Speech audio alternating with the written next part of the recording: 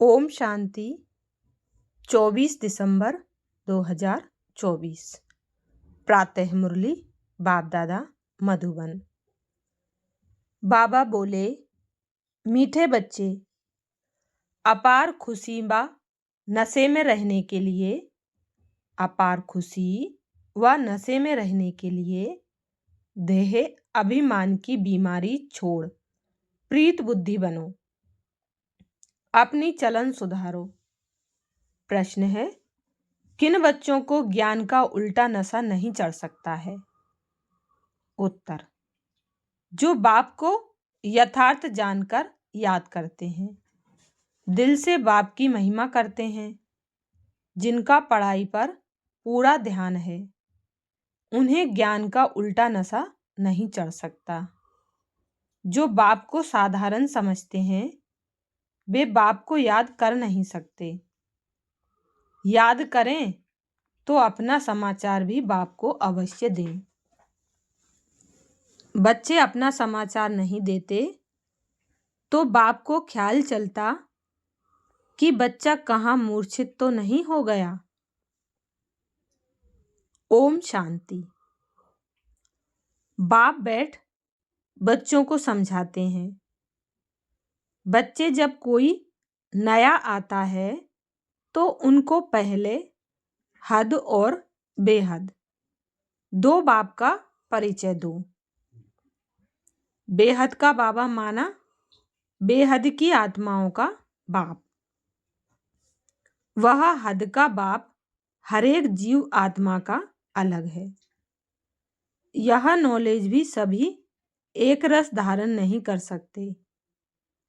कोई 1%, कोई 95% धारण करते हैं। यह तो समझ की बात है। सूर्यवंशी चंद्रवंशी घराना होगा ना, राजा रानी तथा प्रजा। प्रजा में सभी प्रकार के मनुष्य होते हैं। प्रजा माना ही प्रजा। बाप समझाते हैं, यह पढ़ाई है, हर एक अपनी बुद्धि अनुसार ही पढ़ते हैं। हर एक को अपना अपना पाठ मिला हुआ है। जिसने कल्प पहले जितनी पढ़ाई धारण की है, उतनी अभी भी करते हैं। पढ़ाई कभी छिपी नहीं रह सकती है। पढ़ाई अनुसार पद भी मिलता है। बाप ने समझाया है, आगे चल इम्तिहान होगा। बिगर इम्तिहान के ट्रांसफर हो ना सकें तो पिछाड़ी में सब मालूम पड़ेगा। परंतु अभी भी समझ सकते हो हम किस पद के लायक हैं। भल लज्जा के मारे सभी हाथ उठा लेते हैं, परंतु समझ सकते हैं ऐसे हम कैसे बन सकते हैं, फिर भी हाथ उठा देते हैं। यह भी अज्ञान ही कहेंगे। बाप तो जड़ समझ जाते हैं कि इससे तो जास्ती अक्ल लौकिक स्टूडेंट में होता है। वह समझते हैं हम स्कॉलरशिप लेने लायक नहीं हैं, पास नहीं होंगे। वह समझते हैं टीचर जो पढ़ाते हैं उसमें हम कितने मार्क्स लेंगे। ऐसे थोड़े ही कहेंगे कि हम पास विद ऑनर होंगे। यहाँ तो कई बच्चों में इतनी भी अक्ल नहीं है। देह अभिमान बहुत है। भल आए हैं यह देवता बनने के लिए, परंतु ऐसी चलन भी तो चाहिए। बाप कहते हैं विनाश काले विपरीत बुद्धि, क्योंकि कायदे सिर बाप से प्रीत नहीं है।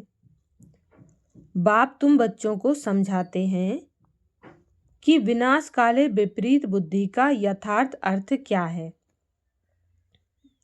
बच्चे ही पूरा नहीं समझ सकते हैं तो फिर वह क्या समझेंगे।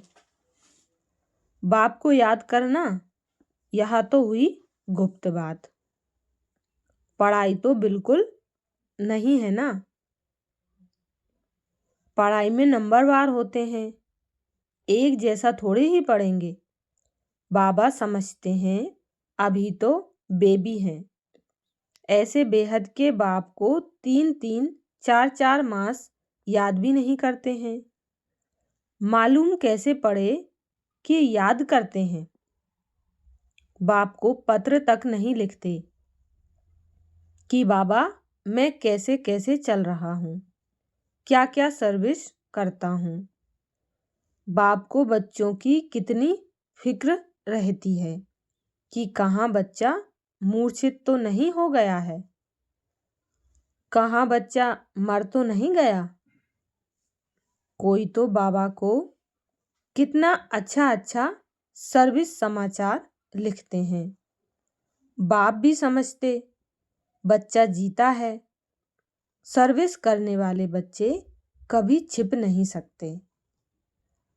बाप तो हर बच्चे का दिल लेते हैं कि कौन सा बच्चा कैसा है। देह अभिमान की बीमारी बहुत कड़ी है, बाबा मुरली में समझाते हैं।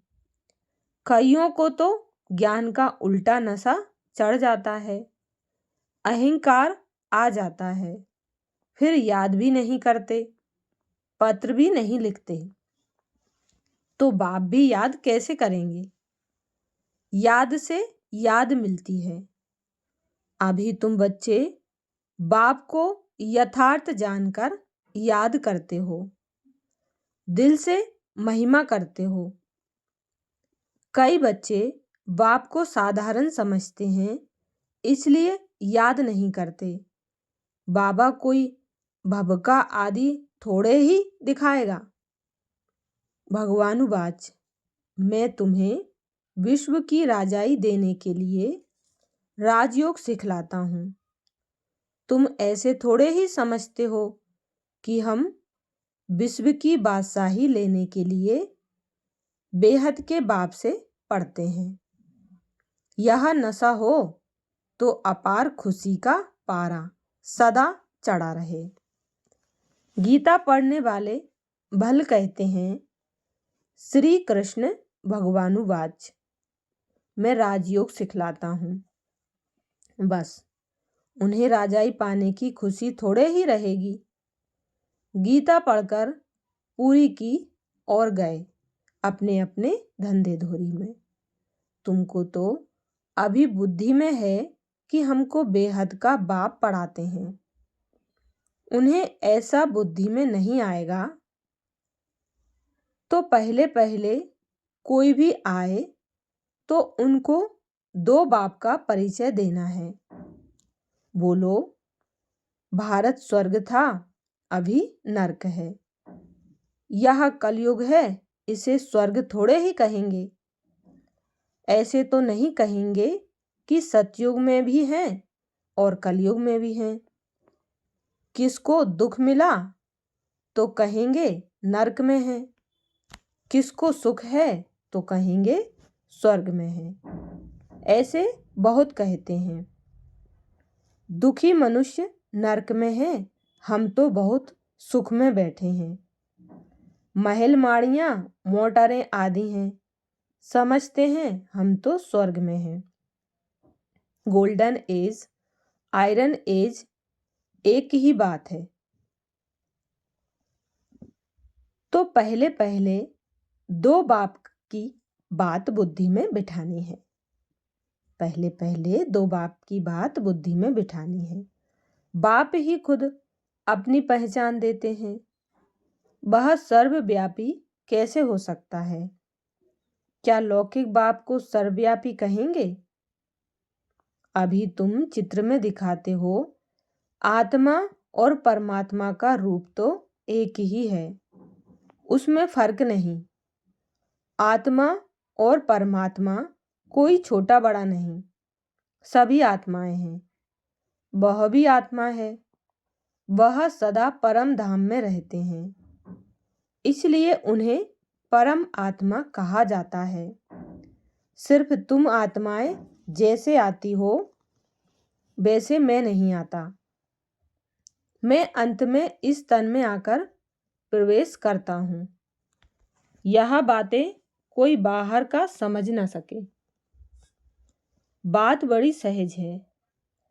फर्क सिर्फ इतना है, जो बाप के बदले वैकुंठवासी श्री कृष्ण का नाम डाल दिया है।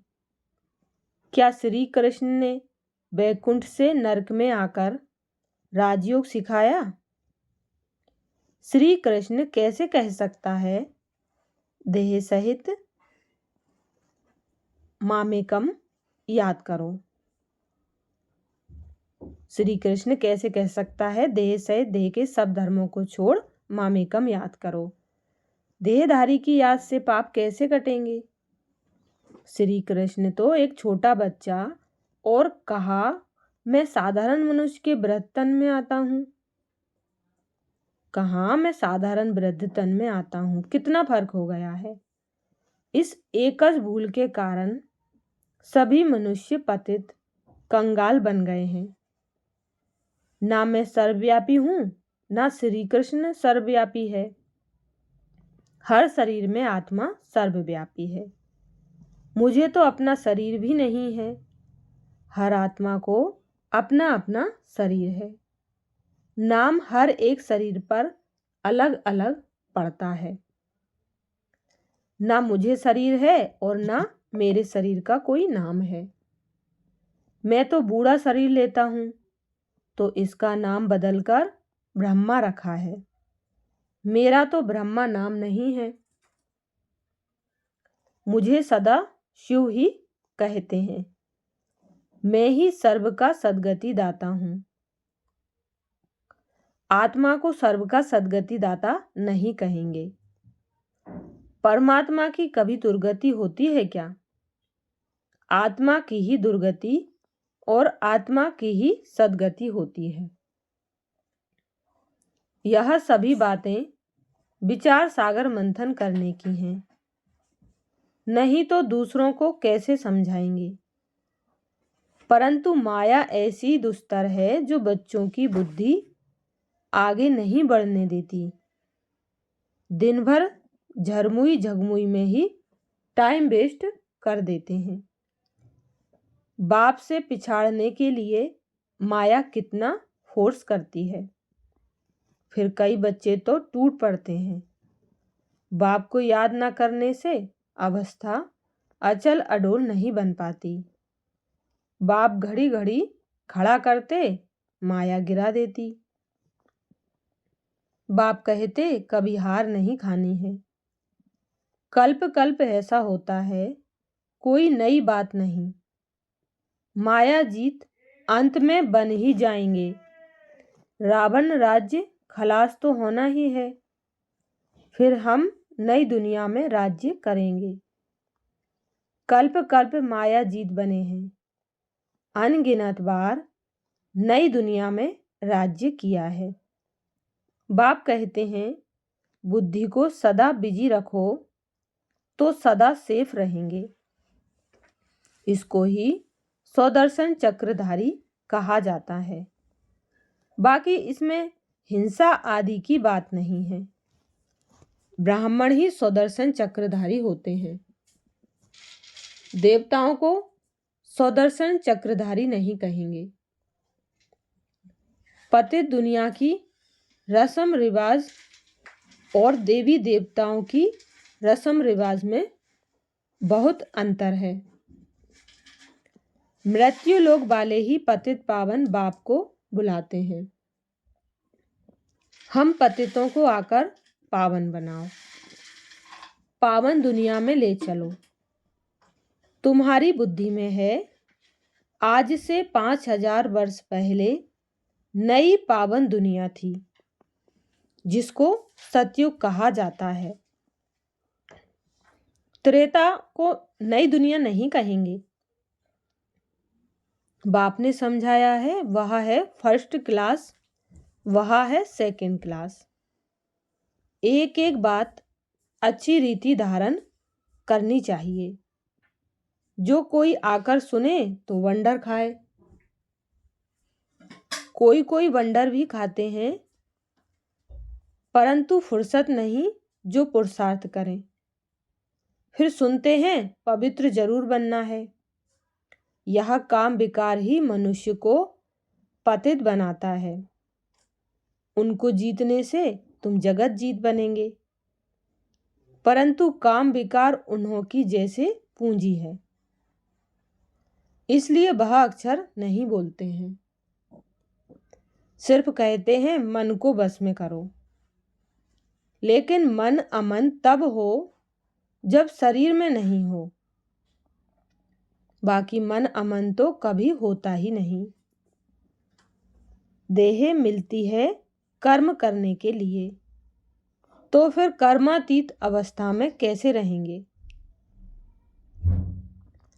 कर्मातीत अवस्था कहा जाता है मुर्दे को। जीते जी मुर्दा अथवा शरीर से डिटैच।